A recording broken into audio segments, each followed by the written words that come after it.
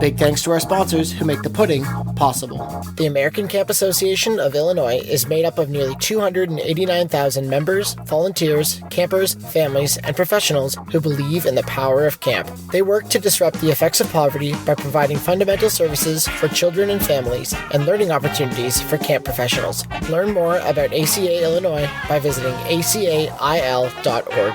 You know the impact you want to make in a child's life, but figuring out the day-to-day details can be overwhelming. Let Camptivities help you make that impact by streamlining the creation of your camp activity schedules.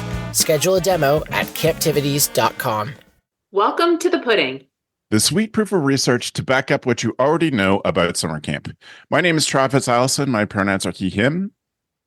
And my name's Dr. Mandy, and my pronouns are she, her. What we are most excited about today is that we get to introduce you to other camp researchers, and they are the juggernauts of the field, and we're super thrilled that they were able to come join us. Oh, I think so anyways, Jake. What you can't hear in listening land is a face that Jake pulled, but truly these are incredible researchers that are making massive impacts in the industry, in particular in North America, so we're really thrilled to have them here with us. Yes, thank you all very much. I was looking, am I the only non-PhD in the room? Yeah, possibly. Yeah, okay, right on. Excellent. We could do that wonderful sketch out of Monty Python where it's like doctor.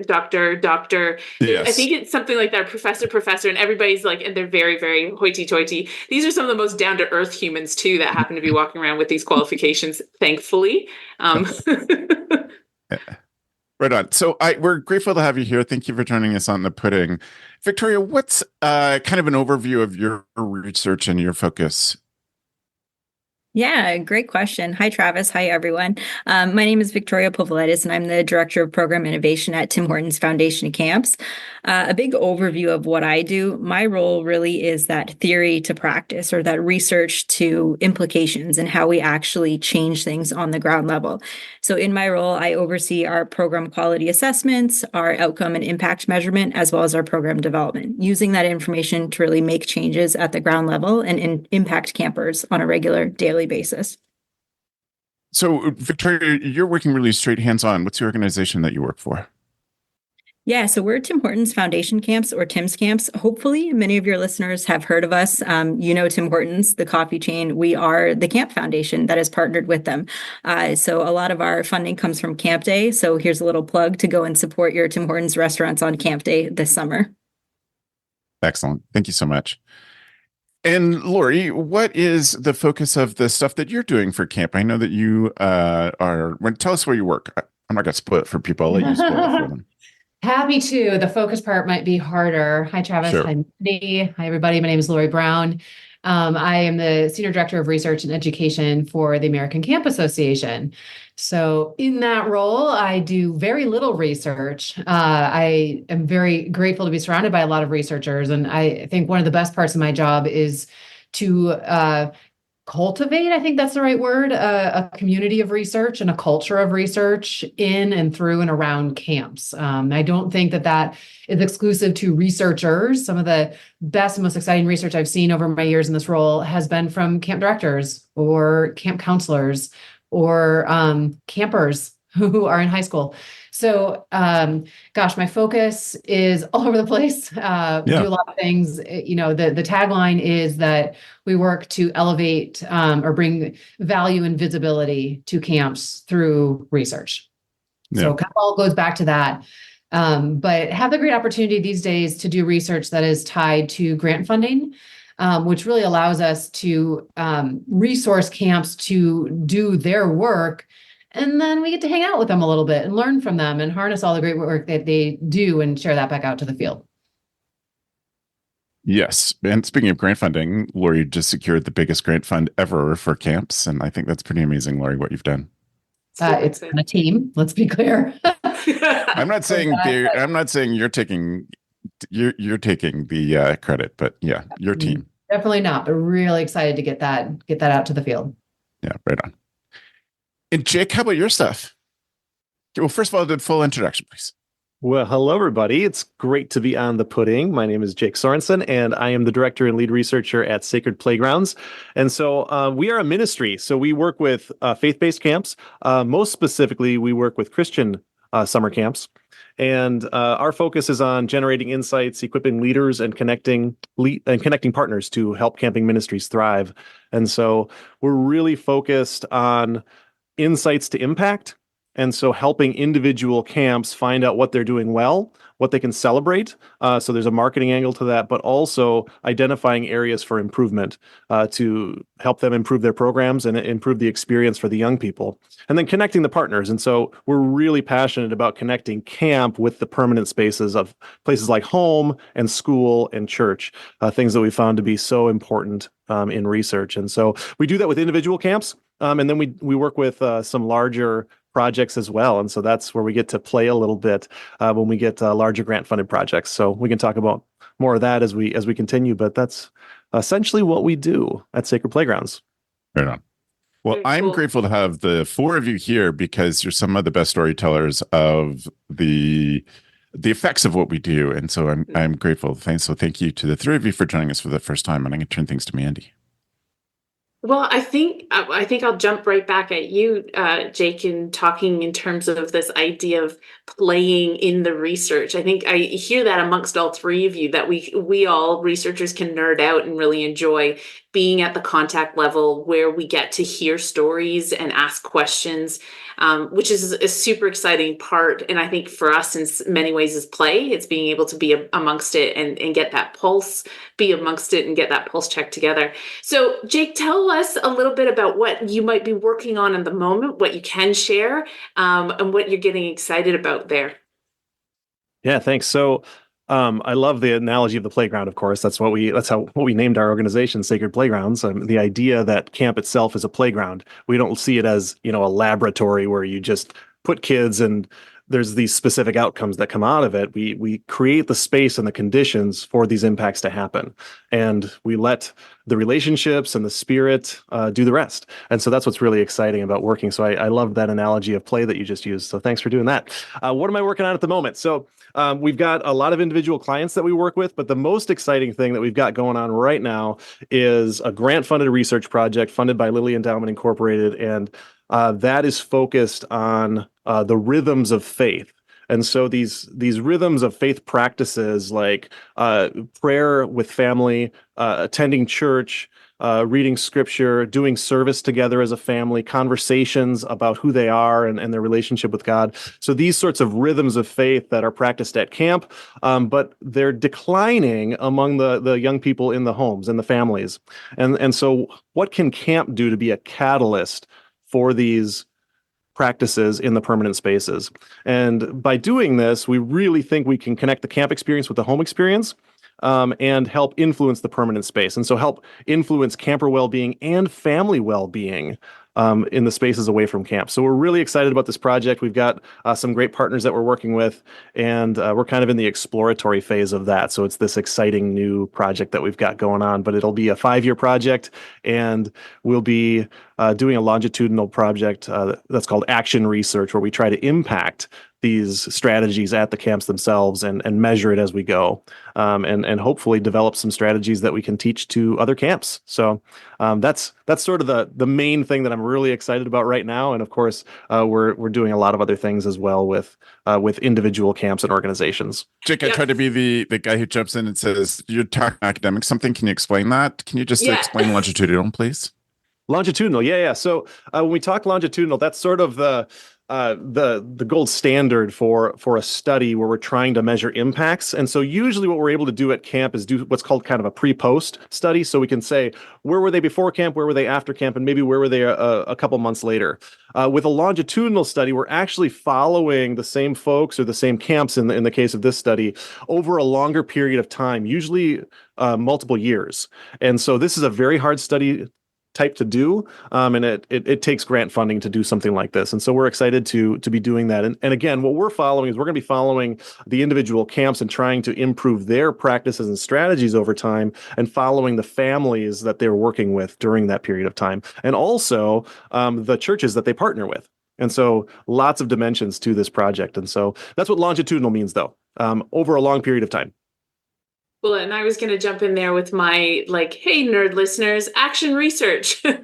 So action research is this idea that the people that are participants in the study are involved or intrinsic to the whole design and every step of the way.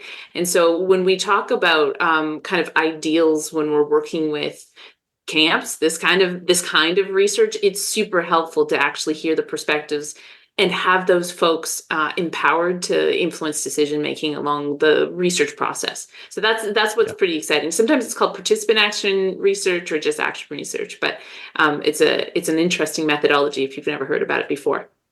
And this is one of the things that we're so passionate about, because we don't want to just do research for research's sake. We believe in the power of camp. We think that we've seen the evidence, and a lot of us have experienced it personally, that camp can have these impacts.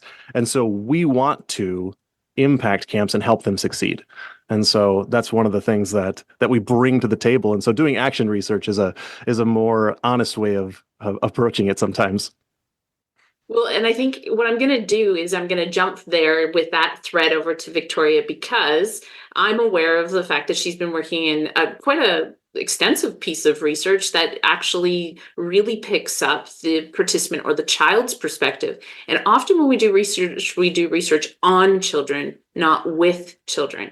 Victoria, do you want to talk about the projects you've had on the go that's really very creative and connected with children? Yeah, no worries, Mandy. Happy to do that.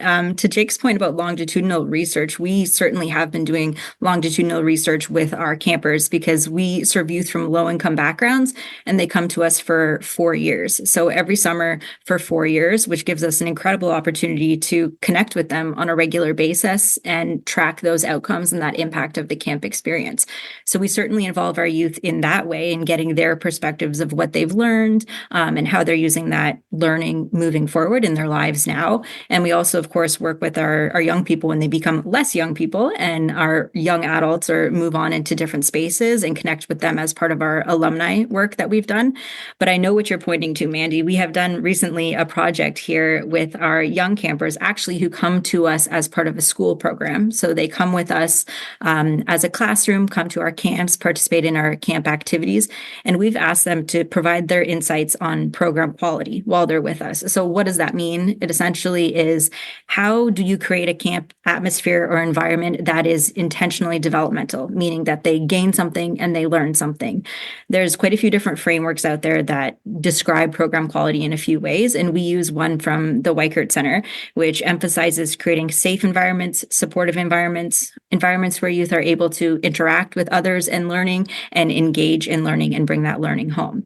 So as part of our creative mapping project, we've asked campers to map camp in whatever way they choose. Draw a map of camp, specifically identify quadrants where they can talk about what elements of camp feel safe to them, what elements of camp feel supportive to them, interactive and engaging, of course. So we've had hundreds of maps. I think in our fall experience, we had about 650 maps come forward from campers, and we're currently in the midst of analyzing all the camper maps from a spring program.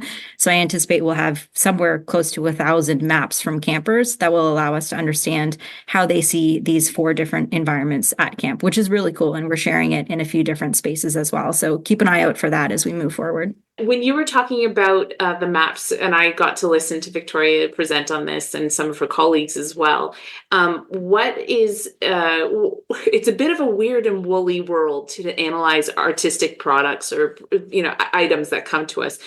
So what are some of the strategies or the curly bits have you encountered in trying to deal with a creative art elicitation type research? Yeah, it's not easy. I'll say that much. And seeing creative representations from young people, what's really cool is that they can be so different, but that also means that it's quite challenging to draw some conclusions from the work that they've done. So we've had a bit of a team come together and work towards coding or analyzing in non-nerd speak, finding the themes, the commonalities of what is presented in those maps. And we've spent hours and hours really digging into it. I think one of the real weird and woolly bits, as you put it, Mandy, is the fact that the framework we're using is grounded in social emotional learning. So really looking at how you feel on the inside. And one of the pieces is safety. We're finding from our campers that when they hear safe, they think physically safe. So they're pointing out places around camp that are physically safe. What we're really trying to get at is their perspectives of where they feel socially safe, emotionally safe, psychologically safe at camp.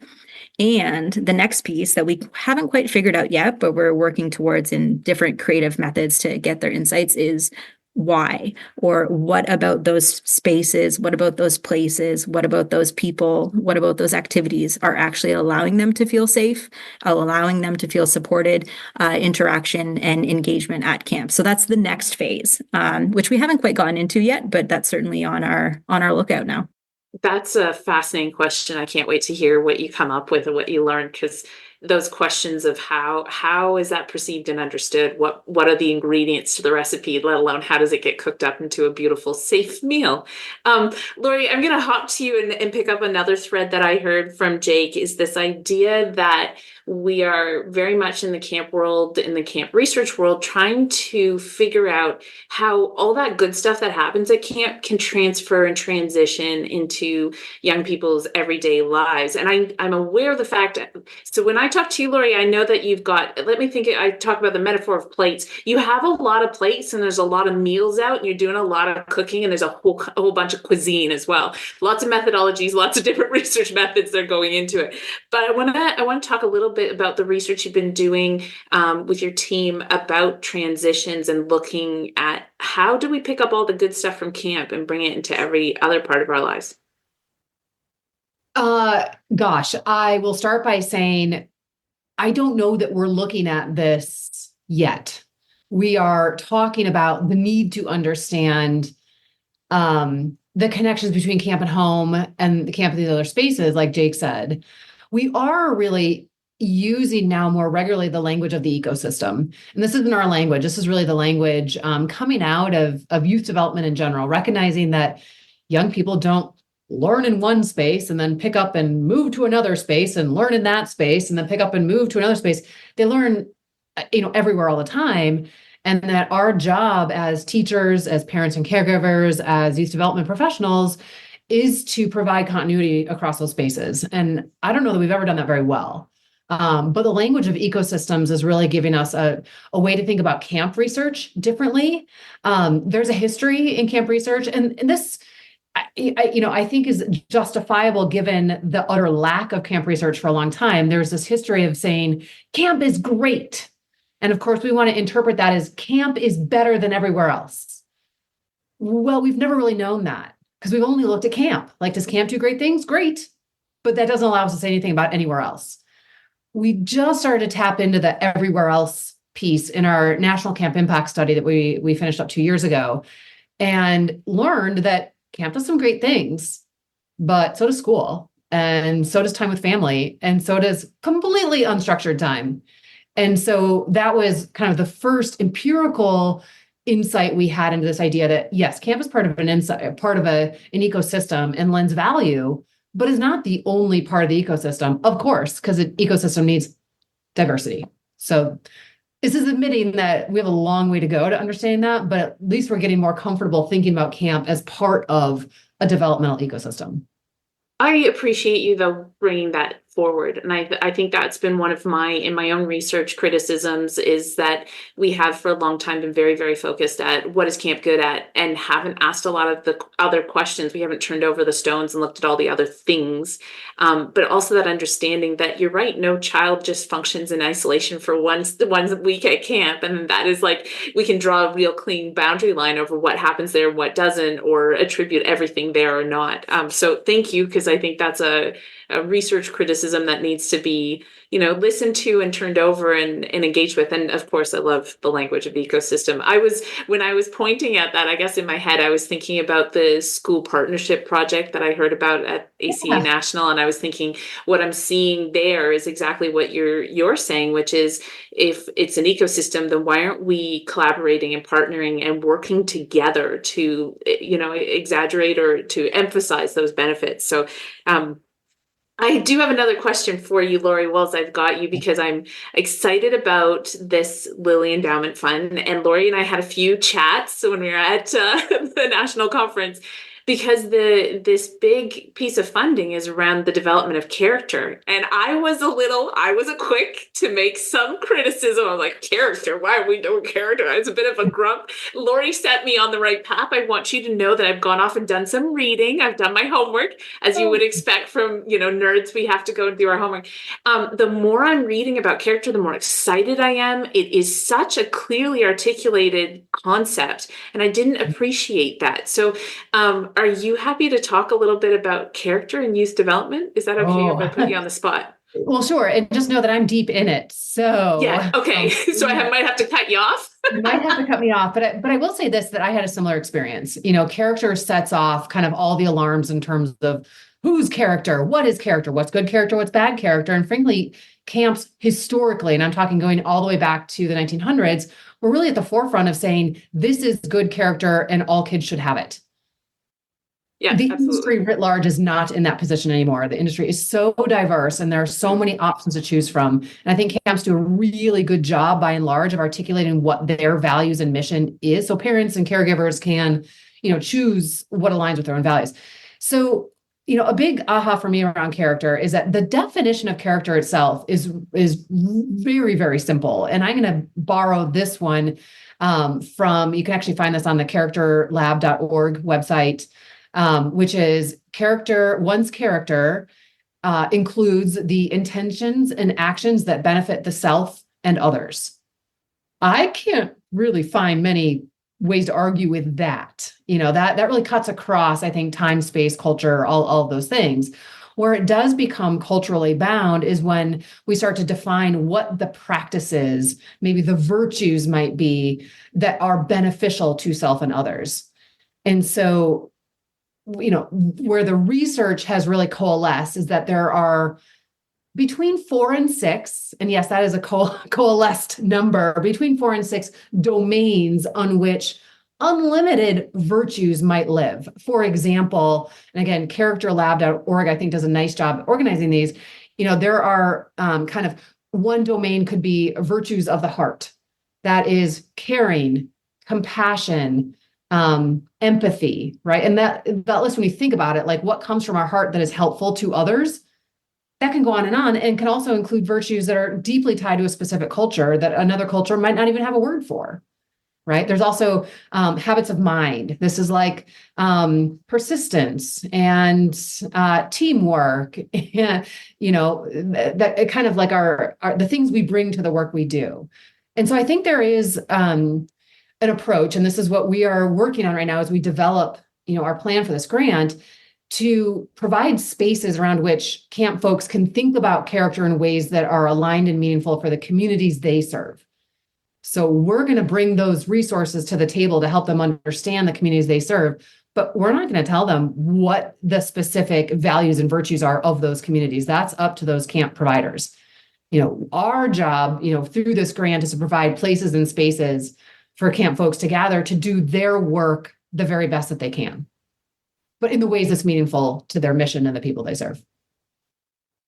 I think that definition, like you said, it cuts across, but it also doesn't put up fences. It's useful. It's got a certain openness. It's useful and can be interpreted. It can be interpreted and applied into any kind of camp, and allow that camp also to make good sense out of what are we specifically focused on and which domains do we pick up and how do we interpret this in our context. So, when you first gave me that definition too, I was still like, but it's not specific enough. It's not prescribed enough. And I love it for not being prescribed. Now that I've done a bit more work and done more reading in the background, I didn't expect it coming, but I gave a lecture on character. So that I was like, I got to do more homework. And I just got too excited. So thank you for igniting that. I'm very excited to see where that endowment, I know that we've got a year ahead of us before we see what the next steps are, but I'm excited to see where that goes and where it takes us as an industry.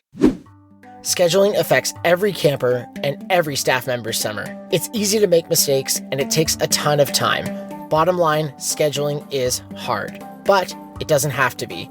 Let Camptivities help you create a balanced and engaging schedule without the mistakes and without those long days and late nights. Here's what Camptivities has to offer: auto-scheduling, camper scheduling, group scheduling, elective scheduling, manual adjustments, over 50 different reports, tons of customizable settings, and so much more. If you're looking for a better way to schedule this summer, they would love to show you the next big thing in camp. Visit camptivities.com to set up a time to chat. Let Camptivities help you get away from your desk and back out to camp. So I want to pose for you. I think I'll bounce back to Victoria. You'll put you on the spot next. Is how do you think when you think about camp research? How do you see it impacting the world? How is it changing industry? I mean, micro, meso, macro level. You call it whatever. How is it changing the world? I love that question because it really phrases it in a way that camp research can change the world, right? I think a lot of people, when they think about research, they think, oh, big theoretical stuff, like big academic scientists really doing stuff that just lives in the ivory tower and doesn't make any change. I like to think of it differently. It actually makes very real change at the ground level in individual experiences and individual connections between people. So especially what I do at Tim's camps, that's part of my role. That's part of my work, is taking everything that lives up in the sky and bringing it down to the ground level where people can use that to actually shape how they go about having conversations with one another. So it's through program development, it's through program quality, it's through improvement, continuous improvement. An example is, if campers said that they like the barn and it's the safest place for them, great. What's happening in the barn at camp that allows it to be safe, and how we can make it even safer for kids? I think too, there's a lot that we can do around diversity, equity, inclusion, and access. One of my pressing questions, and hopefully I'll be able to address it soon, is really looking at people who do not access camp. Why don't they access camp? And even more so, those who do access camp and choose not to return. What is it that's preventing them from returning? What did not make it a safe place for them? What did not make it an enjoyable place for them, or an opportunity for learning and development? So in those questions, there are some very real answers and very real implications for on the ground in those individual interactions between people that can really truly create that big change.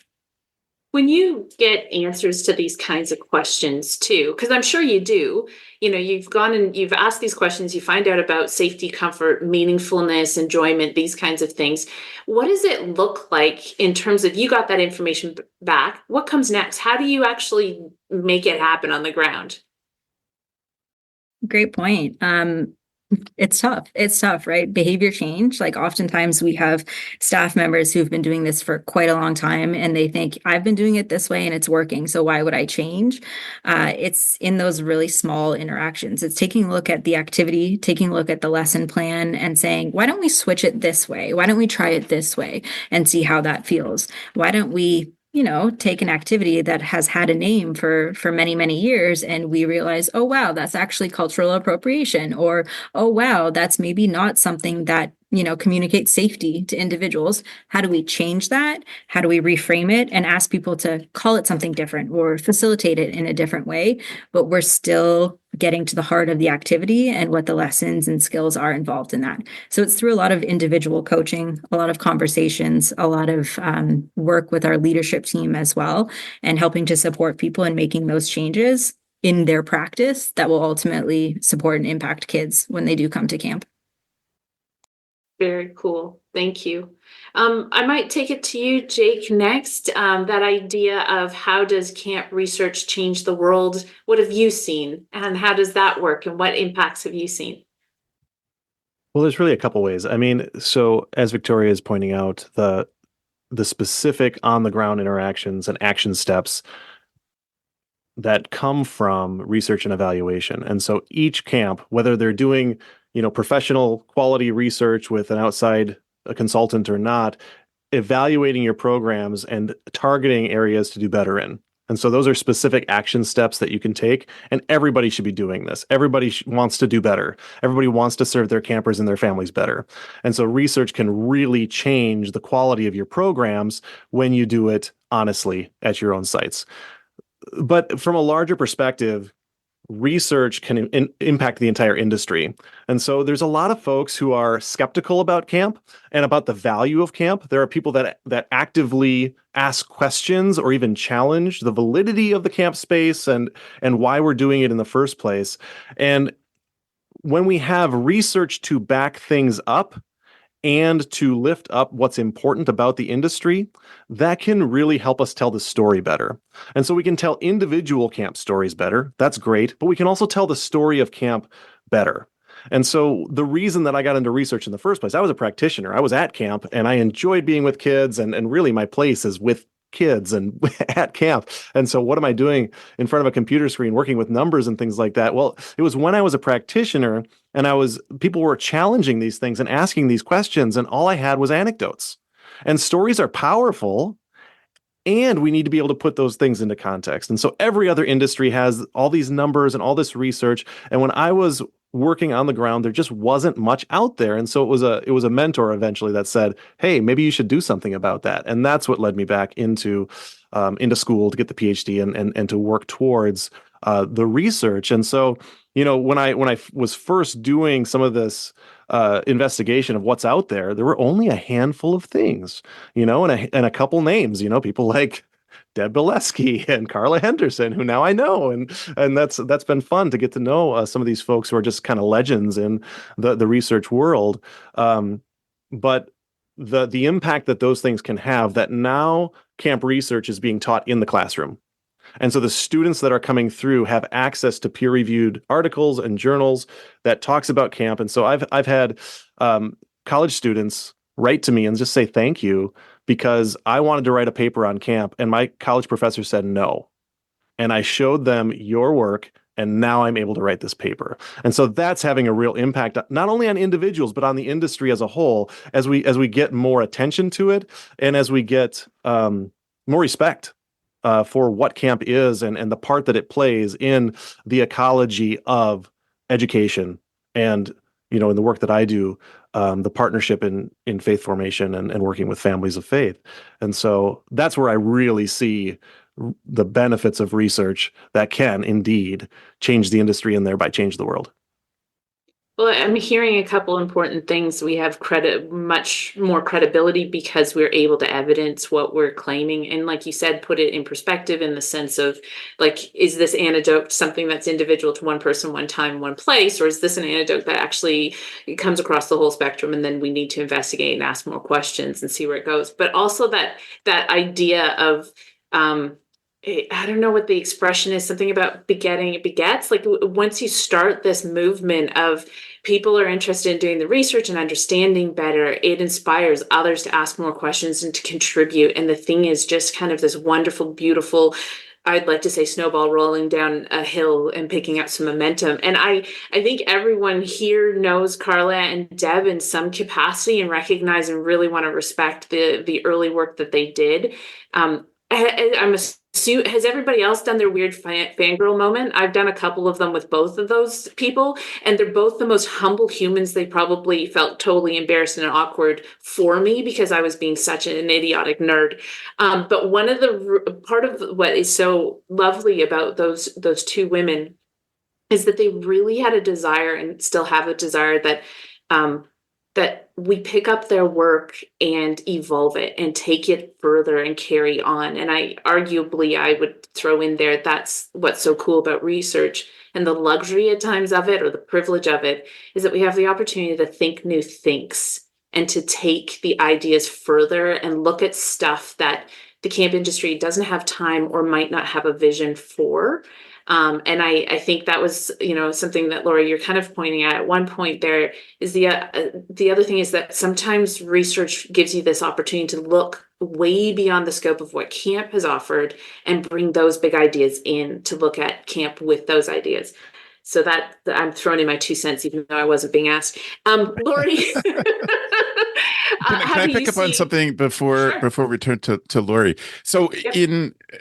My role is to help people communicate the value of camp. And one of the things that's been a mission for me in the last 15 years is to get camp people to understand that we have our own language and we need to talk to people using language that other people understand. And I think that comes from exploring the impacts of this and talking the real parts of it. And so I think one of the impacts that comes out of this is the ability to tell better stories, obviously to back them up. But your part about the anecdote, Jake, is like, I have been fighting for 15 years to get people to stop saying that camp is magic, because it's so nothing And I mean, I think any people who have had a great camp experience would say yes, but it's not a way to describe anything to people who haven't had this experience. It just makes us sound like we're out of control when people do it. So I appreciate that. I once heard Michael Brandwine say camp is like an inside joke. You had to be there to get it. And so in that sense, it's sort of indescribable. And so that's where people default to something like, oh, it was just magic. It was magical because it was something totally other. And I can't even bring the words to describe it. So one of our tasks in the research community is to help them describe it, to help put words and numbers to these experiences so that we can tell the story in a new way to people who might not have been there, who might not get the inside joke. And so that's one of the things that research can do. Well, Laurie, let's hop to you and ask you the same question. How do you see camp research changing the world? Big task. I'm so glad for this question because in our jobs, right, we get so deep in the weeds. This is a good one to allow me to step back. And Victoria and Jake named, so many of the exact same things I would say. I'll add one piece, and I wish I had a specific story, but I don't.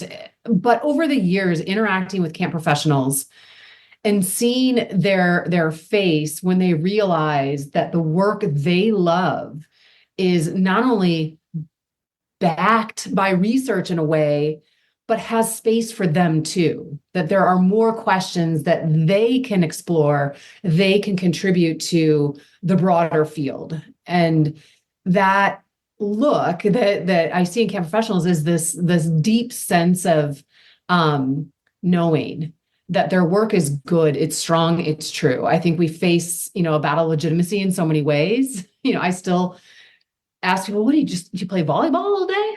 Gosh, I wish. Volleyball's great, but I don't. I love playing guitar and games. Absolutely. And, I have a whole nother rant on fun. Basically, right. We talk about fun a whole lot more. Yeah. Fun's important. But, for me, the changing the world is in, when camp professionals engage with research, when they realize the depth of the research is available to help them do their work, that they could participate in research. Not only does that translate directly in how they serve young people, but, and I don't have evidence for this is just my hope, it keeps them in the field. And we're at a time where we need those believing, feeling, passionate camp professionals now more than ever. So I have seen that awareness of research kind of make them feel like they've made the right choice by being in this work. In some ways, it's deeply validating, isn't it? The research actually says this credibility is valid, that what's there's this substance, this massive knowledge that sits behind what you're doing matters. It really matters. It counts. It has an impact. And I think that's one of the great motivations and deep sadnesses of youth work is that we are doing things with young people and impacting them, but we don't necessarily get to see where it goes. We don't get to necessarily see the fruition of it. We know, and that's something that the research offers. We know that it will be fruitful. We just don't always get to be there at harvest. We just don't always get to see it come full to life, the way that we watch these little moments, we think, oh, the seed's growing. Oh, we've got to root down, we've got to start, but we don't necessarily get to see it through. And research can continue to articulate and validate those wonderful people who do work heart, mind, and soul. They really do give. And in an industry that doesn't necessarily recognize them professionally or financially, we're not in the best shape in terms of valuing that work. But that the research can come back and say, actually, you were part of this. It matters. It really matters. And we're so grateful that you're doing this work. So yeah, I hear you. Thank you, Laurie. Thank you, all of you, for adding those pieces into the puzzle. To me, I'm already making notes about next episodes. Because we're going to come after you and dig deeper. But Laurie, just so you know, fun is high on my to-do list. We got to talk more about the fun. Do you have some new leadership team members this summer and a full plate of to-do list items? Let ACA Illinois and Michael Brandwine help. Send your new and returning leadership team members to the annual and globally popular Brandwine on Superstaff Supervision, the quick course on outstanding skills to coach, motivate, and bring out the best in staff. This virtual training brings all the creativity and toolbox-filled techniques that Michael is known for, but without having to pay for travel. This May 17th, leadership team camp staff from around the world will gather virtually to be trained on the 6 essential things that leadership team members must do every day to encourage, coach, and lead camp staff. Learn more and join us at acail.org/Michael Hurry, early bird ends April 1st. I also want to thank you all for the work that you're doing, because I think it's very important, or we wouldn't be having this conversation. But I'm grateful for what it is. You know what I'm going to do? I'm going to flip things around. Mandy, I'm going to turn this question to you first, and then we'll go to the others. What do you think needs to be studied about the camp industry that just isn't, because it hasn't been recognized, because the money isn't there, because. Oh, cool. How long's a piece of string? This is one of these. I didn't see it coming, so I didn't think this ahead. I would like us. I have a bias towards studying the staff. That's where the space I've always worked in, and so I think we continue to desperately need and want amazing young people to step into leadership roles and be staff. But we have yet a lot to learn in terms of this newer generation in hiring and retaining and knowledge management and how we validate and support them. I'm always going to hammer on about that. I think some of my burning issues are more around social justice and how camps discourses in a broader context actually are extremely exclusionary and can be quite problematic. I want us to maybe be a bit more dig deeper into the messiness of what that is and see what people are doing that's great and see what we can do to help support people making shifts that probably unintentionally are causing harm and that we need to kind of do. Again, I'm a sociologist, so I also think in terms of like big social head thinks and big like systematic thinking rather than or structural thinking and doing. So those are some of the things on my to-do list. I have also talked about with a good handful of folks about my concern about seasonal work and the post-camp low mood experience and what is happening for those often staff and for the ones that don't necessarily get out of the funk either. What can we do and how can we equip the camp industry to support those young people and teaching them a handful of skills that helps us buffer and deal with the stresses of life, including this very significant change of identity that comes from leaving camp and returning to our home lives. So those are all the things on my list in the short-term future for now. Great. There'll be more next week. I want to say again on the pudding that that research about the blues after camp and coming out of it is so personal to me, and it was exactly my experience when I was a seasonal staff worker, and how hard that was for me to come home from camp and go. So yes, let's get her done. That's my attitude about research as a general rule, is get her done. I actually, Travis, I was talking to someone, another researcher, and she talked about the idea of ego death, that we have a sense of identity that has to die and be grieved as we transition to our outside of camp identities, and that our inside of camp identities are quite powerful. Now, I know you don't like magic. I've written a paper on the science of that magic, but one of the sciences part of that is that intensity of relationships and identity and emotion inside of camp. It just can't be maintained for long periods of time. And so that buildup is really powerful, but then when you leave, it can be part of the big drop. So yeah, there's lots to do to scratch around and try to make some sense out of that one. Yeah, right on. So for the other three of you, it doesn't have to be directly in your within your research area or close to your research area, but I want you to think about what is the big things at camp that we need to be looking at that we're not. Jake, do you have a thought on what that could be?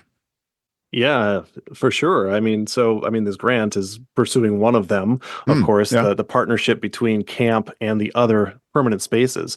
What does that partnership look like? How can we lean into that more effectively? And how can we help camps be more effective at making sure that what happens at camp doesn't stay at camp, right? It's not Vegas. We want them to go home and have these things last. for weeks, for months, for years, and we want to impact those homes and those other permanent spaces.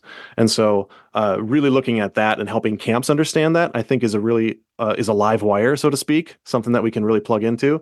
The other thing that I think really needs to be addressed, and it's really hard in the camp research community, it's almost a political thing, because we talk about camp as camp, right? So everything falls under this big umbrella of camp, and camps are so diverse. There's so many different types of camps. And it's not just that, like I work with religious camps, and, Victoria works with Tim camps, and then there's, some special needs camps and some medical specialty camps. It's not even that. There are day camps, and there are overnight camps, and there are camps that last the entire summer. And there are camps that are immersed in the wilderness, and there are camps that the closest thing that you have to, the outdoors is a potted plant, or, something like that, right? So you've got these varying degrees of how we lean into the camp model. There's family camps, there's all these different models of camp. And so what's the difference? What are the really impactful methods and strategies of camps? And how can we help other spaces lean into those things? And it doesn't have to be necessarily good, bad, right? Because some people don't have access to overnight camp, so day camp is the option, or family camp is the option. But understanding some of those differences, and understanding that we call all these things camp, but we really should start to differentiate and look at some of the strengths of these different programs. And, something as simple as centralized versus decentralized, program style, there's active conversations among directors in terms of what is preferable. And can we actually look at that from a research perspective without insulting the folks that lean into a certain model? And that's where I say it becomes a little political, because we want to have discussions with the whole industry. We don't want to exclude people. And at the same time, we're really interested in what makes the most difference, and what are the methods that we should really be leaning into. The people in education don't shy away from this. They lean into methods, and they give recommendations about how to structure a classroom. And you know what? Classrooms have changed. We still sometimes look at classrooms as, oh, they're sitting there listening to a lecture. That's not, you're crazy. That's not what they're doing at all. I mean, have you met a teacher? Do you know the creativity that they're putting into what they're doing in the classroom? And they're using a lot of the methods that, we teach at camp in the classroom. And so I think we can lean into those things too, and not be overly protective of the way we've always done things, because camps thrive on tradition. We love doing things the way we do it. We understand camp the way we've experienced camp, and to expand people's understanding, I think, is important. So, okay, that's my soapbox for that. Perfect. In Australia, something you described, I just want to mention, in Australia, outdoor education and outdoor recreation were super, super distinct camps. And there was camps, there's too much camp. But there's just so little crossover, and they didn't help each other. There was lack of collaboration. There was a hierarchy, and that kind of dynamic. I've noticed it a bit, but not nearly as much since coming back to North America. And I think part of it is because outdoor education and camps, so recreation, tend to all happen on the same site, and often with similar, if not the same, staff. But in Australia, it was always different staff, different qualifications, different degrees. And so there was this distinct, like, we're not going to talk to each other. And I always found that really, really challenging and problematic, because those guys are doing a great job. Why don't we build from there? Like, why would we reinvent this for ourselves? So it has a bit of both ways. There's this beautiful collaboration that's possible across diversity, but at the same time, recognizing that different strokes are for different folks, whether that's because they don't have access to different varying kinds, or whether, like, sometimes we put our kids into a certain program because we're hoping for a certain outcome, and we might change that when we're helping them trying to develop a different set of skills or abilities, or a different kind of fun. So yeah, you're right. I don't know that the research distinguishes particularly well. Sorry, Travis, you're trying to drive the train here, but one of those things. Excellent. Thank you. Laurie, what do you think the whole is in research? So I think the whole is deconstructing camp. I think we've said multiple ways and in multiple different ways here today that we actually have a pretty good sense of the magic of camp. We actually kind of know what that is. We've broken that down. It is teachable. It is measurable. It is specific. sorry to burst the magical bubble. There's, of course, a lot of unknown about how those parts come into play, and that's where the magic happens. But in terms of understanding the mechanism of camp, we kind of get it. But what I would like to understand is, what could camp be for the communities that we're not serving? We're not even close to serving, right? We talk a lot about getting people to camp.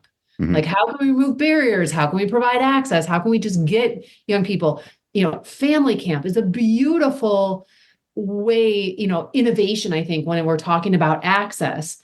But let's take that several steps backwards. What if we went to a family or a community of families and said, what could camp be for you? Where would it happen? What activities would it include? Would it even be in the outdoors? There are whole communities that have really, really traumatic histories in the outdoors. Camp in and of itself is a problematic name for a lot of communities. So I would like to better understand, all the different ways that what we call camp could be reinvented by the communities that we're not even close to accessing. Yeah. There was a moment where I used to, mostly when I was writing about what the magic is, not that I did a particularly great job, because I was looking at a teeny tiny speck. And like you said, lots of pieces, lots of puzzle, lots of putting it together. But I was asking this question of mobile camp. Like, could we pack all of the things we needed into a bus or into a trailer and drive to the community and just, like, pop the trailer open, have a couple key facilitators, people with amazing skills, and run camp there. And it happened to be in Australia, and we were talking about rural communities that were really, really underfunded, the young people who would never in their lifetime see an ocean. And people assume that all Australians spend their life on the beach, if they don't assume that we're all at Ayers Rock at Uluru. So there's a couple stereotypes running around there. But that idea of being able to pack it all up into a bus or something and show up and run camp on the site, and then pack it up and take it to another rural community. So, that is happening. It's really cool. Jake just mentioned an example. Fresh Air Fund in New York really innovated around that during the pandemic. They brought their camp to city streets. They just opened up that trailer right in the middle of a block, and there was camp. So I think that is another frontier for camp. Absolutely. That's amazing. Yeah, Christian camps have been doing traveling day camp for several decades, where they pack up everything in a van or a trailer and go to usually a church, a partner church, and they set up camp, and it's day camp, but they try to bring camp to that space. So, are these programs targeting particular communities that have limited or no access to camp kind of situations? Is that part of the deal? From my perspective, I'm seeing this in two ways. One, yes, this is Fresh Air Fund being an example of a camp in New York that serves, urban youth. Yes, so it's designed to break down those barriers to bring camp to them. I'm also seeing this in terms of camp school partnerships. So I think Victoria is going to be the best to speak on behalf of how Tim's is thinking about this, about bringing camp to a classroom. And that's Dr. Victoria, if I'm allowed to just. Oh, no. Yeah, I would love to hear from Victoria and her program. Absolutely. Yeah, I'm happy to share a little bit about it. It's definitely still in pilot stages. Like, we're really starting to begin to create the planning. But this year is Tim's Camp's 50th anniversary. So we have been providing camp experiences to youth for 50 years. But that has been bringing youth to our camp locations. So what is the next 50 years? We're really starting to look at, how do we bring camp to kids? How do we bring camp to different school communities, different more rural communities that don't typically have access or aren't close to one of our 7 camp locations? So we're really starting in spring of 2024 to do single day events, and really looking into more multi-day events where we go and partner with a local school or community from low-income backgrounds or a low-income community. And we go to that school and we provide, one activity block of programming on, for example, Thursday afternoon. And then the next Thursday afternoon, we come back and work with the same classroom, the same school group to provide the next activity block, all part of a progressive experience. And so keeping in mind, what do we know about camp? How do we know camp is working? What elements of camp can we bring and replicate in community? Probably, arguably, the only 2 things that we can't do, well, 3, I should say. The high ropes tower, we can't bring the high ropes tower. That's kind of difficult difficult to replicate in a classroom community.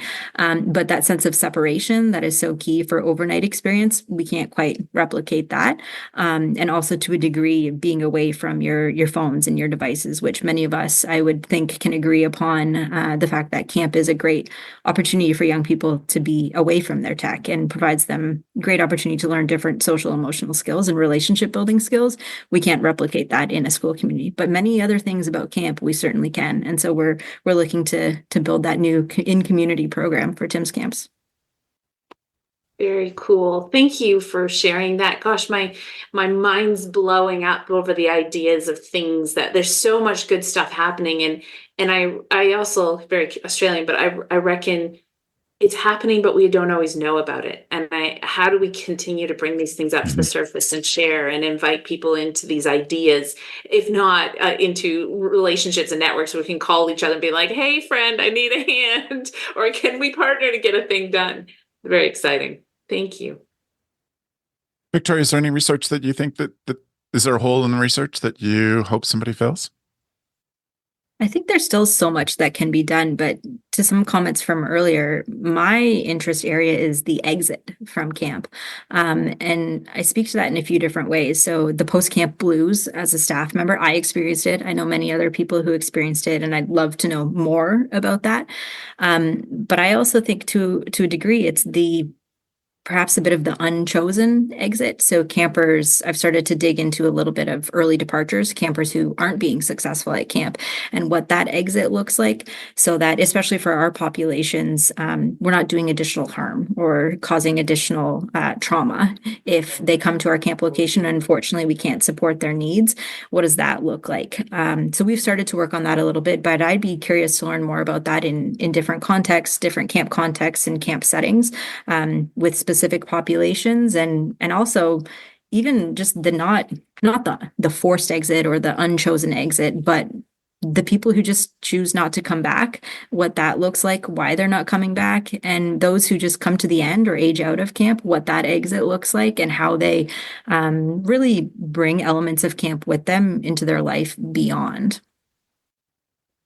When I worked in a cancer charity, we intentionally had programs and strategies around ending the camp life cycle, knowing that the relationships in the community they built amongst themselves within the programs that we offered and ran were so essential, but that they couldn't stay there forever, that they had to actually move on and mature out of those programs.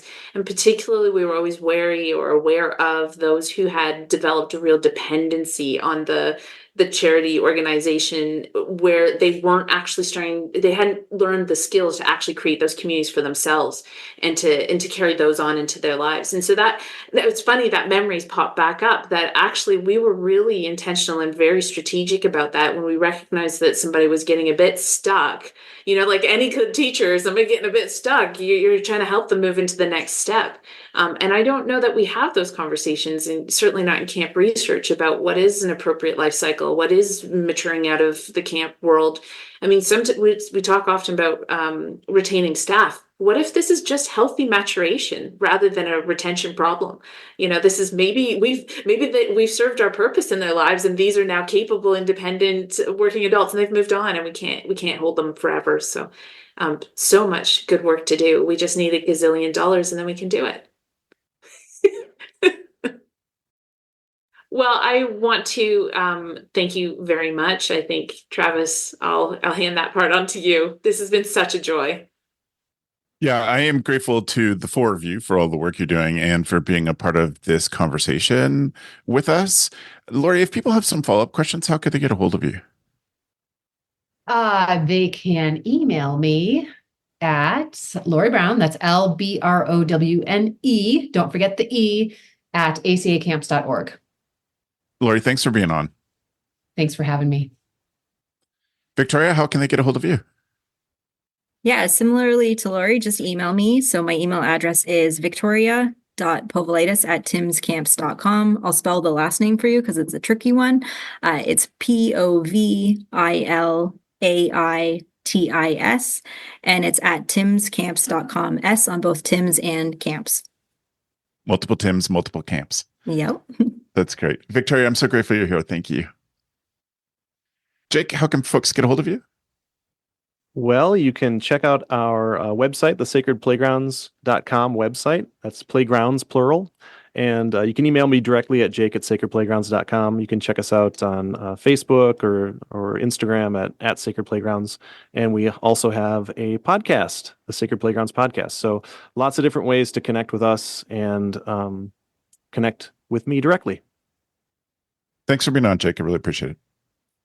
I think it's important that listeners, that there are show notes. You'll be able to get contact information for our 3 special guests. So if you don't remember Victoria's last name from listening to it once, If you're driving, we will have it all spelled out with Browne with an E for Laurie as well.